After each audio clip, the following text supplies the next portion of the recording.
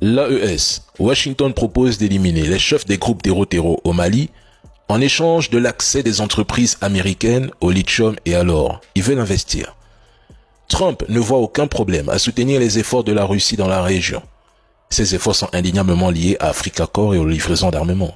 C'est-à-dire que, là où certains diabolisent la Russie en Afrique, méprisent l'AES et affirment qu'on quitte un maître pour un autre maître, les États-Unis voient la situation d'une manière bien différente.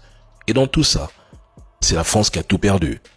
La France, ses médias de propagande et leurs trolls ont bâti toute une narration autour de l'idée que les pays de l'AES sont les plus pauvres du monde, alors qu'en réalité, ce sont des pays qui ont été systématiquement appauvris par eux. Et aujourd'hui, la France se retrouve à la merci de ses propres failles. Mais au-delà des discours, les États-Unis veulent tout. Les mines, le contrôle des routes commerciales pour bloquer la Chine qui gagne du terrain au Sahel et peut-être les bases militaires. Pourquoi je dis peut-être les bases militaires?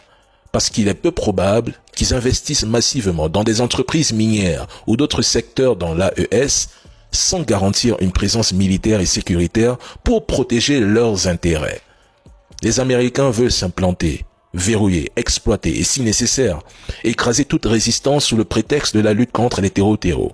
Ils savent très bien que le Sahel et l'AES en particulier est un Eldorado minier. Le Niger, par exemple, détient certaines des plus grandes réserves d'uranium au monde, un métal crucial pour l'énergie nucléaire et l'armement. Le Mali et le Burkina Faso regorgent d'or, de lithium et d'autres minerais stratégiques qui alimentent les industries technologiques et militaires de l'Occident. Les États-Unis savent très bien que sans un accès privilégié à ces ressources, leur hégémonie économique risque de s'effriter face à la Chine au Sahel. Et au-delà des mines, les États-Unis veulent verrouiller les routes commerciales du Sahel par lesquelles, attention, transitent les ressources et l'influence.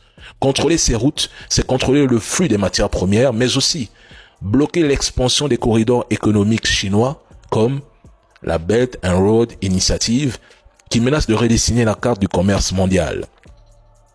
Pour Washington, perdre le Sahel, c'est perdre un levier crucial dans la guerre froide 2.0 qui se joue aujourd'hui en Afrique. C'est pourquoi ils sont prêts à tout.